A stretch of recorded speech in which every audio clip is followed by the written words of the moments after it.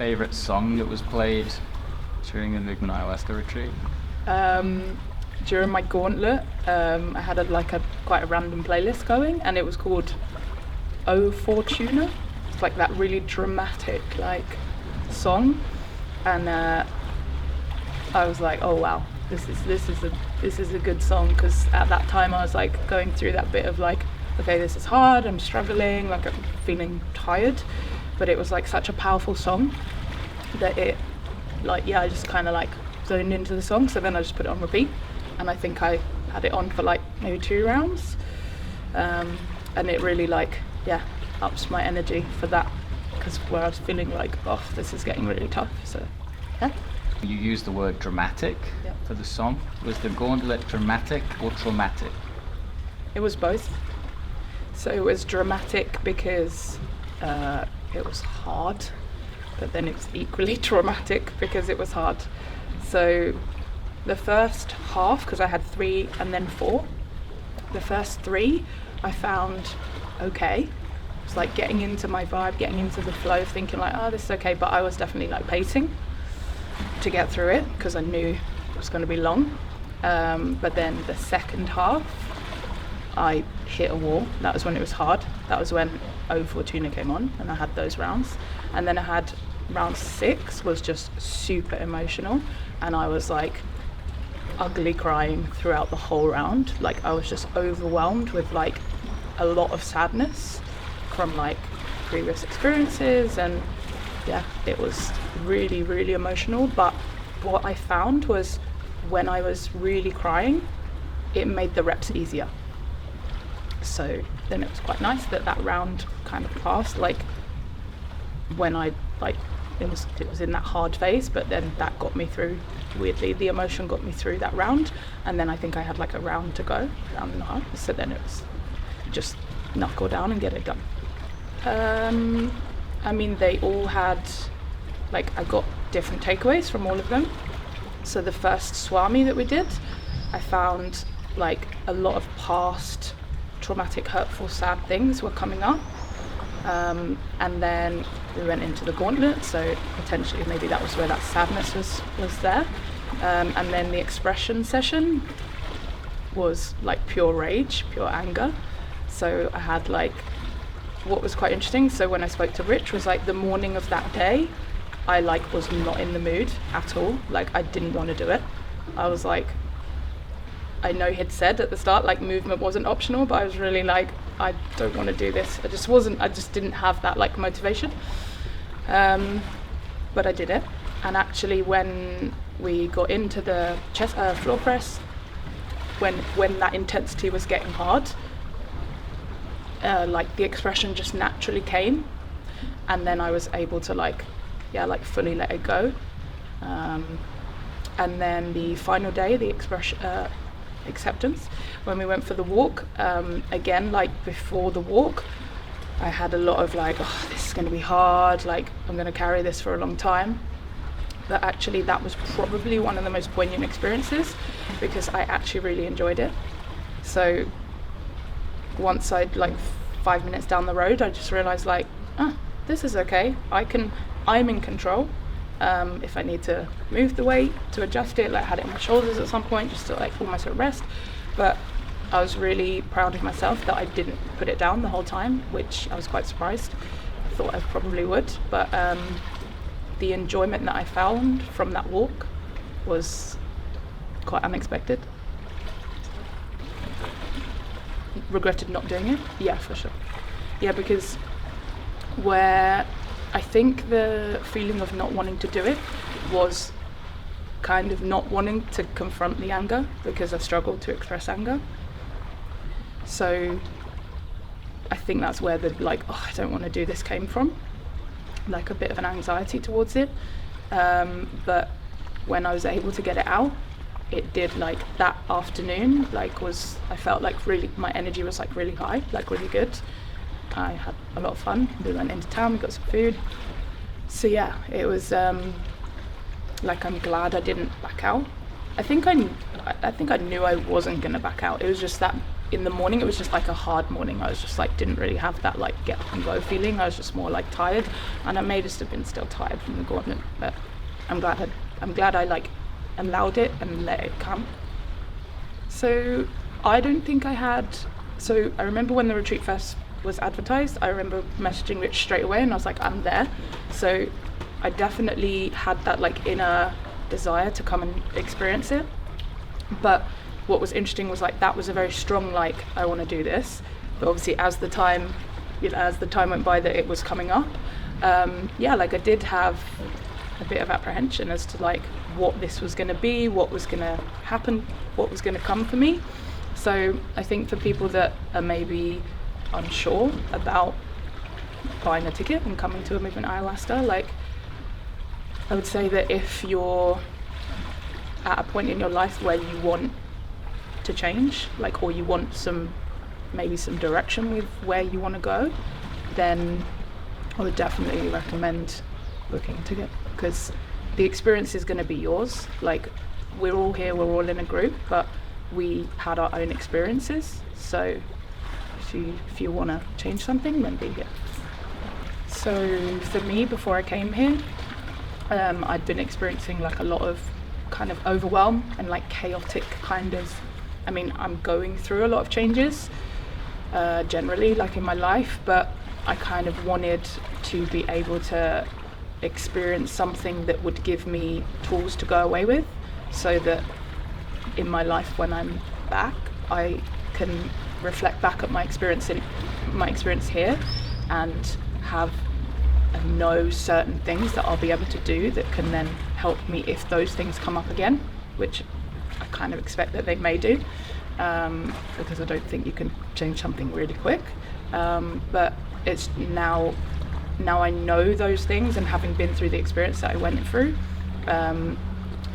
it'll be interesting, like when I'm back in my normal life, to be able to implement things that we've done here and be able to use those to help me through changes in my life. Who shouldn't come to movement ayahuasca? I don't think anyone shouldn't come.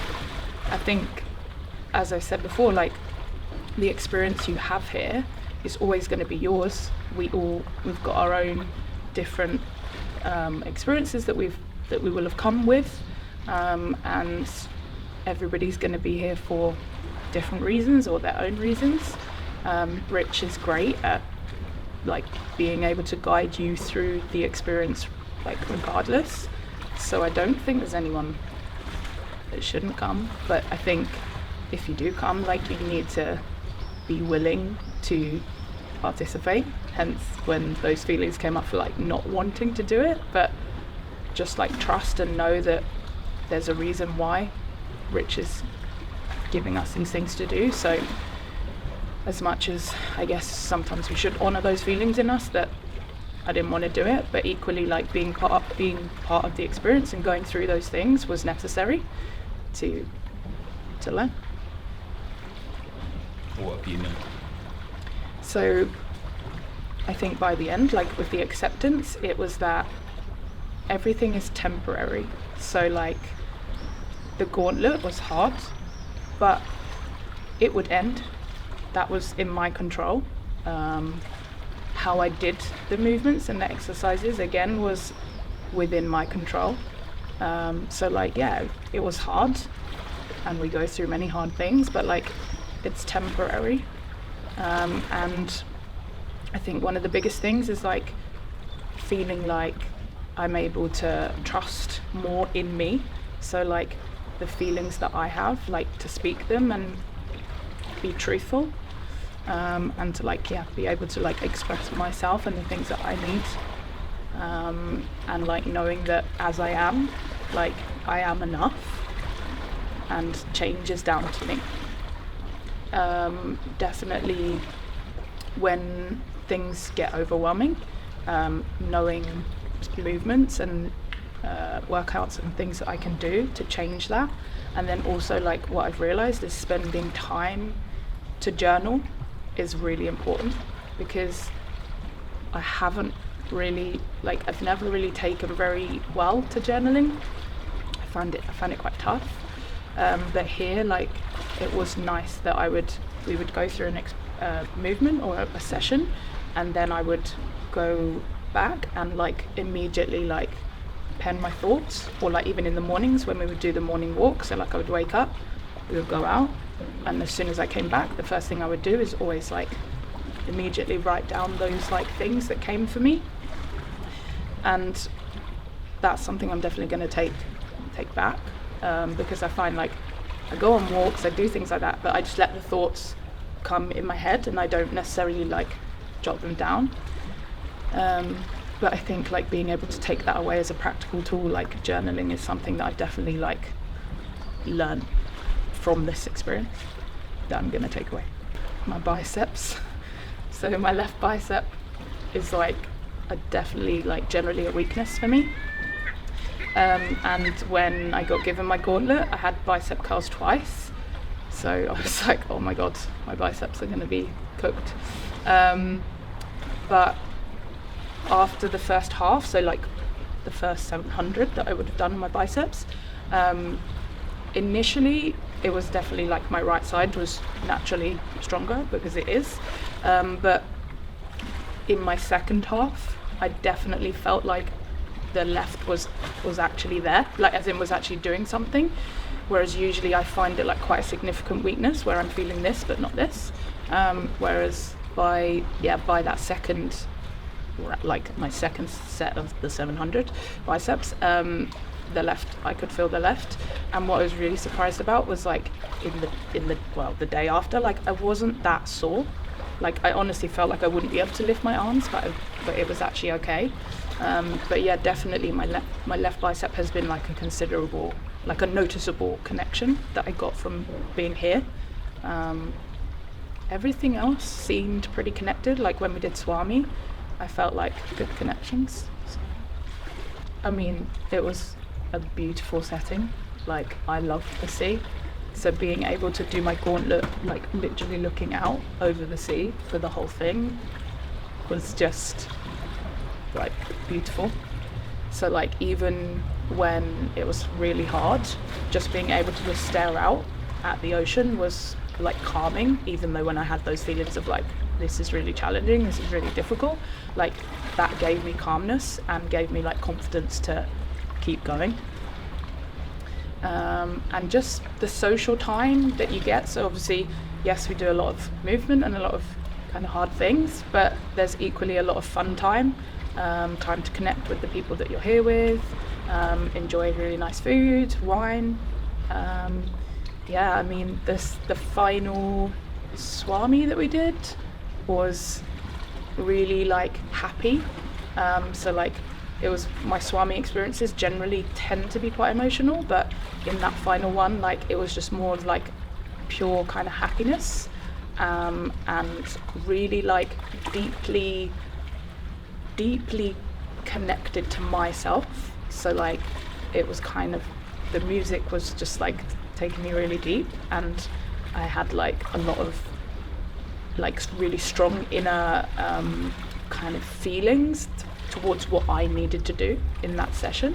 So like my chakra points were like really poignant for me in that, which came out of that. Like I didn't go in expecting that, but it was like I kind of felt like there was just this inner compass like guiding me like what I needed to do.